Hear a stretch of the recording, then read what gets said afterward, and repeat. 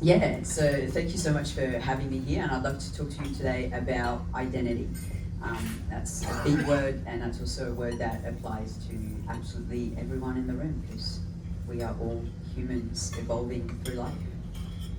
And I want to talk to you specifically about the power of identity coherence. And I'd like to ask you a question. Who in the room has asked themselves, who am I, before, at some stage in their life? Yeah. It's pretty common, hey? And the thing is, like, most people think that they don't know who they are when we're asking this question. We feel like, okay, I have not really got an idea of who I am right now. And my theory is that we do know who we are, we just don't really like what we see. Yes. And to understand that, I want to talk to you about identity and what it is a little bit more. Identity is different than labels, and it's too often mixed up together. So it's important to make a difference there.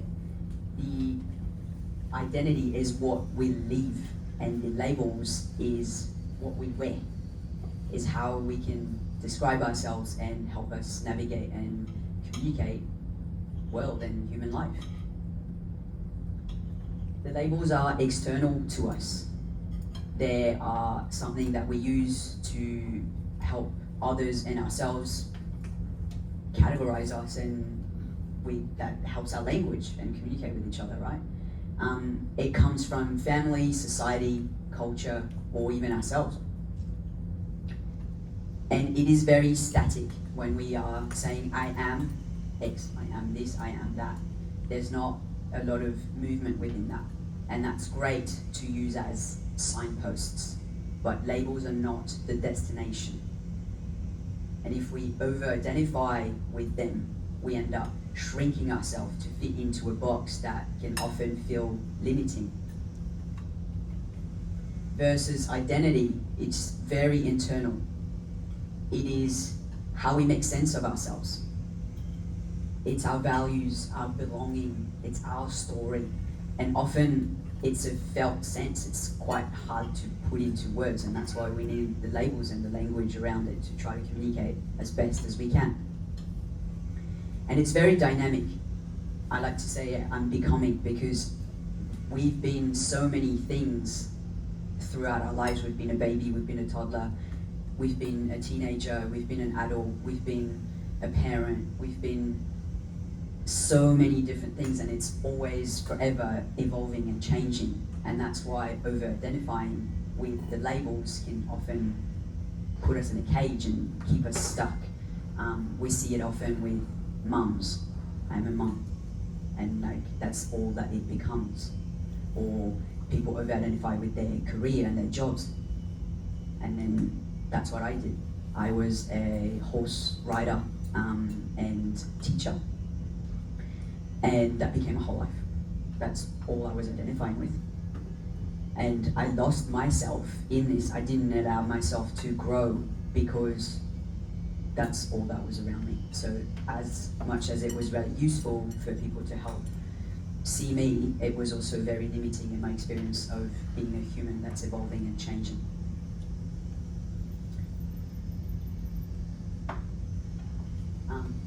Yeah, I like this analogy.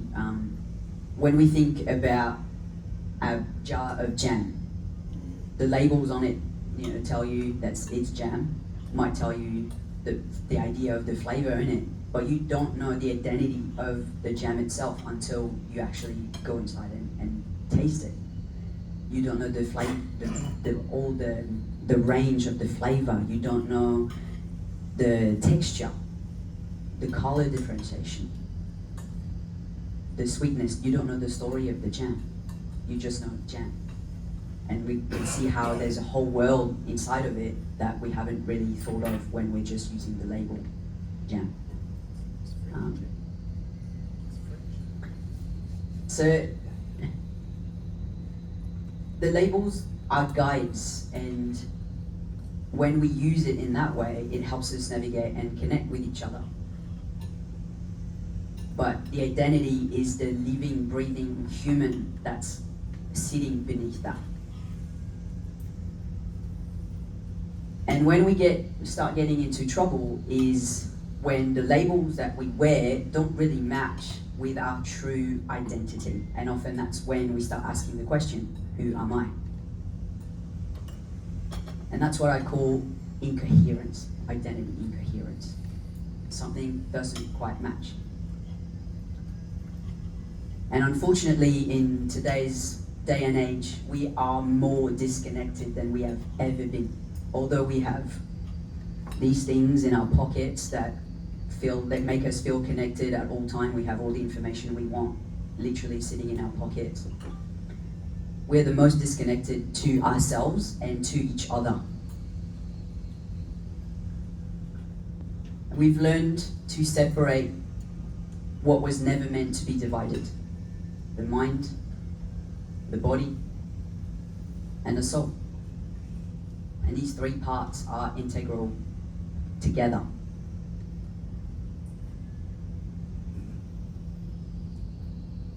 Most people today spend 70 to 90% of their time in their mind. And that's where the overthinking starts happening. The stories start building and creating. That's when anxiety comes from. And that's ultimately where the disconnection happened. 5 to 20% of our time is spent in our bodies. And that's where the healing happens. That's where the emotional process happens. That's where the emotions are stored, and that's where they're allowed to come forth. That's where we get empowered. And we spend less than 5% in our soul, in our purpose, in our finding the meaning, in our intuition, finding the meaning of life. What are we here for? So can we see how it's all very that's why we are so disconnected. Who would say that they're spending most of their time in their mind and they're listening to the voices and the chatter? Yes? No? Not a lot of people? No? Yeah? Yeah. When the mind is overactive, the body gets ignored and the soul is completely silent. But that's our knowing, that's our truth that lives there. And that's when we lose coherence. That's when we feel lost.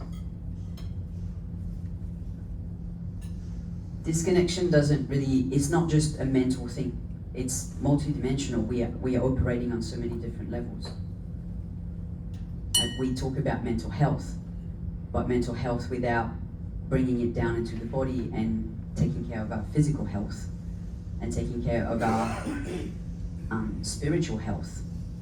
You don't have to believe in anything, just believing in the truth of who we are at our core.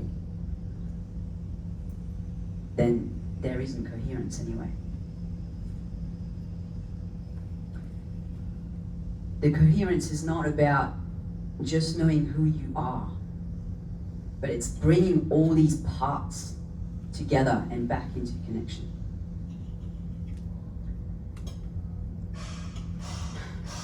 And that's when we come back into identity coherence, is when the alignment between our life on the outside aligns with who we are on the inside truly. And I want to share with you a story of when all that started happening for me and all that changed. And it was about 3 years ago. I was sitting in my living room. I was just back from a trip to Sydney. I went to see my cousin. And we were celebrating my success, my achievements. I had just had a really successful year in my business, in my writing school. I had written my book, and I had just bought my first house. So there was a lot to celebrate. And I was just contemplating. I was sitting in my chair, looking at the window with my tea. It was about 5 a.m. And I looked like this then. And as it dawned on me, I looked around the room and I could feel my chest being heavy and the thoughts being quite dark. And I was judging that because I was like, look at all that what you've achieved, you know. I was 29, 30 at the time.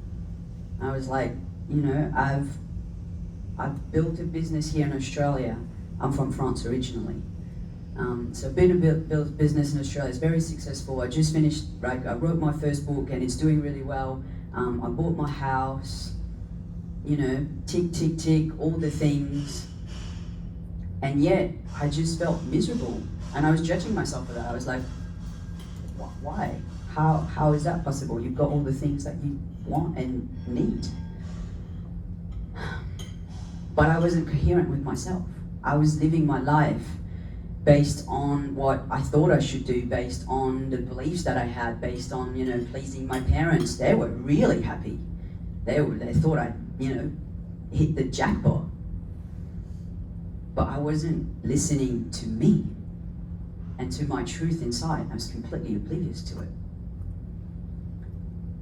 And that day I embarked into the biggest chapter of my life. Because now this is me.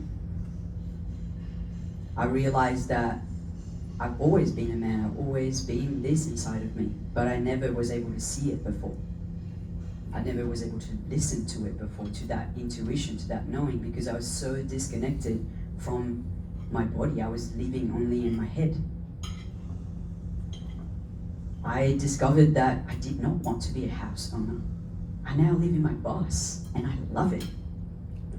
And every time I go back to a house, I'm like, I'm not meant to be living in a house. Not right now. It might change, and I'm open to that. But right now, absolutely not. So I sold my house. And I loved my business. I loved the riding school. I loved teaching. I loved the horses. I loved what it brought. And I loved the connection that I was bringing to people with themselves, with the animals, and getting them to reconnect with their body, because you've got to be in your body when you're riding a horse. But because I had hid myself behind that identity, I didn't know who I was. And I needed to know. So I sold the business. And I completely disconnected myself from everything that I thought I knew in order to go inside and find me.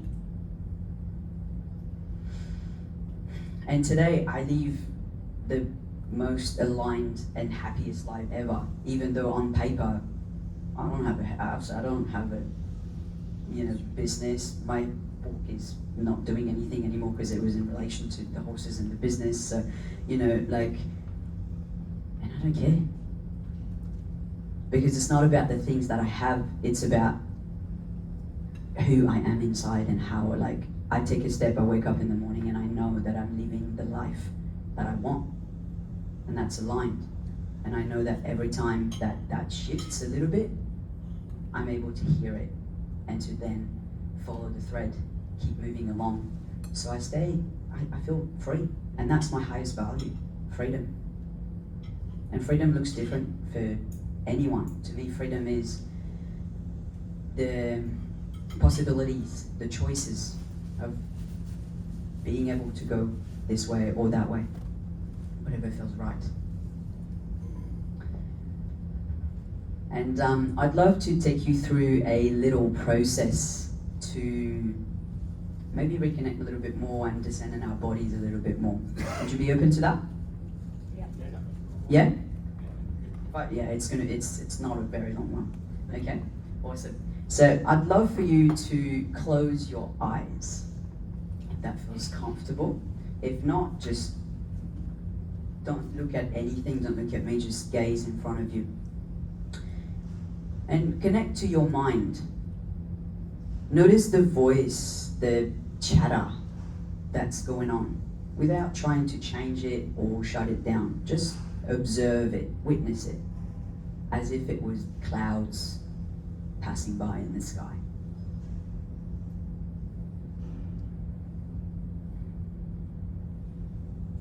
Now bring your focus on the top of your head, your scalp and your forehead. Imagine a golden warm light melting gently from the top of your head, softening any tension. Any tension in your forehead, letting melt down your eyes, your ears, your jaw. Notice the tension there. And can we soften it a little bit more? All the way down your neck, your shoulders, letting them drop away from your head.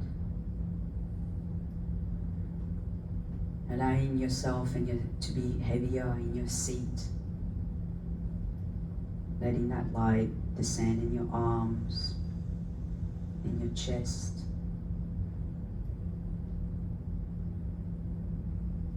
In your belly, in your hips.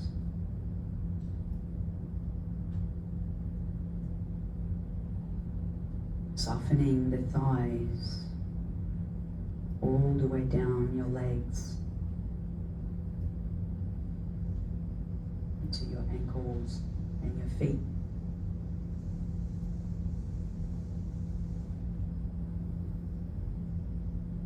Let that light melt all the way into the ground underneath your feet, keeping you grounded and relaxed in your body.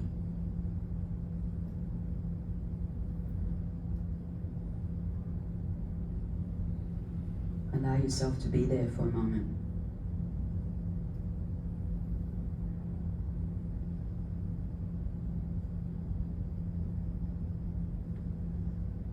And now I'd love you from that space to connect to that part of you that knows, that intuition.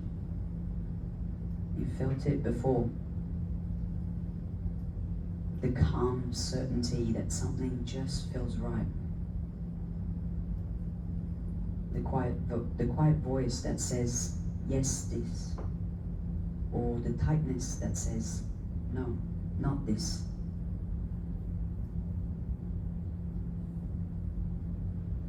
And that's not logic, that's not emotion. That's your deeper knowing.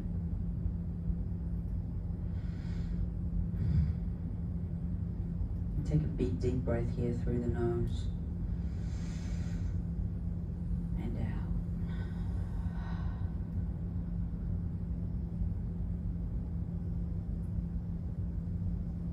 And as you're there, I want you to ask yourself a simple question. Is my name ... filled with your name? And notice what happens in your body when the answer is yes. Maybe your breath expands. Maybe your chest feels open. Maybe there's a tingling somewhere. Whatever it is for you, that's your body's yes. And that's how your truth feels.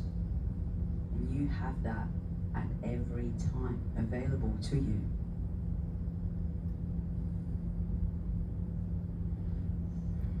And now ask yourself the opposite. Is my name ... not your name? And notice what the answer is then. Is there something pulled back, something tightens, or nothing happens at all?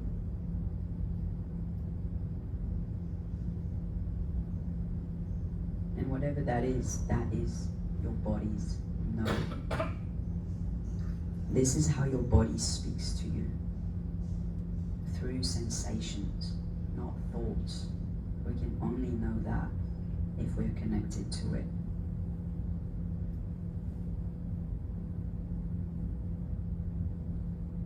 this is coherence, when the mind can hear the body and the body can speak its truth. When you feel ready, you can open your eyes. And I'm curious who felt and noticed something. Yeah, amazing.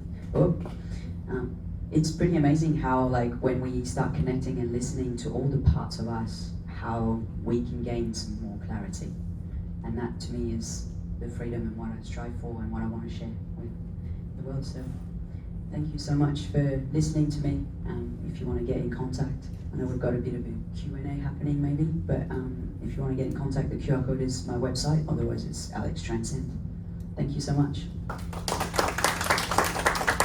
Any questions, Alex?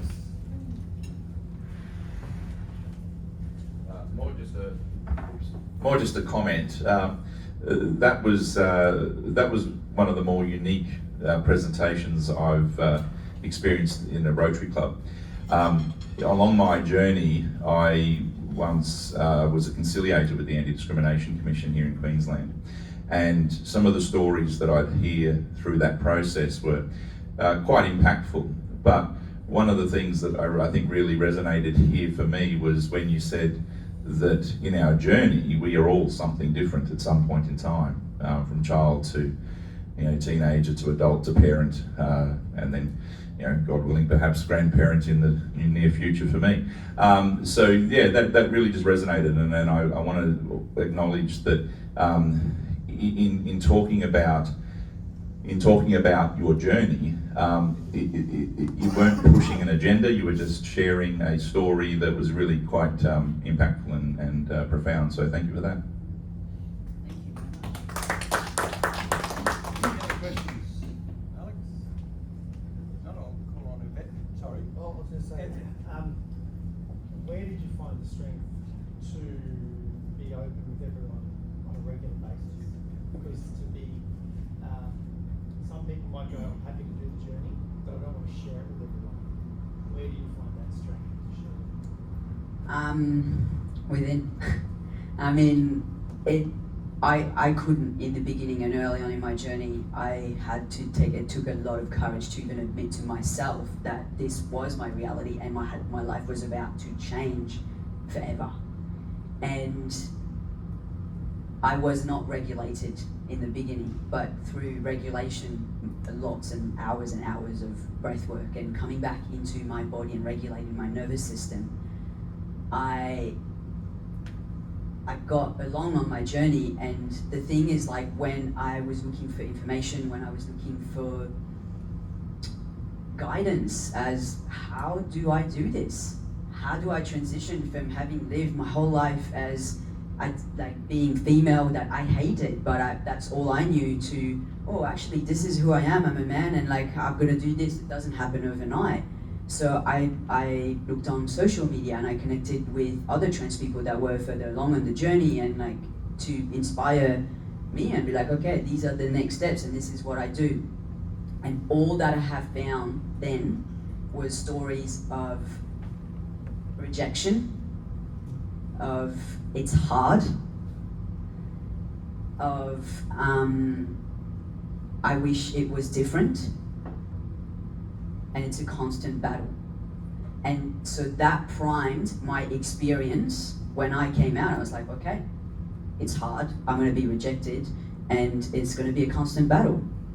And so my reality became that in the beginning. And I prepared myself so much to lose my entire family that I almost did. Not because they rejected me, but because I prepared myself for that, and I made it happen almost. I'm lucky that they've fought for me. They were like, no, you're not getting rid of us. But, it's like, and so I want to inspire people by just like, it doesn't have to be hard. Like, life is hard. Look around. It's not, being trans doesn't make it harder. It just makes it different. But it's not hard, and it doesn't always mean rejection. And so like it was almost like I don't have a choice but to, now that I'm regulated and I can do this, and it's like I'm just a human being trying to do life, you know, and find the freedom that I'm looking for. And so that's the inspiration for sharing the story. Well, I think that's wonderful because you hear that part of it a lot of the rejection and it's going to be life ending, and you give a very different perspective. That's amazing. Yeah, my pleasure. Kevin, would you like to give the vote? Thanks, thank you. Alex, on behalf of Burleigh Heads Rotary, I would like to thank you so much for your presentation today. As a lifelong educator, I certainly understand that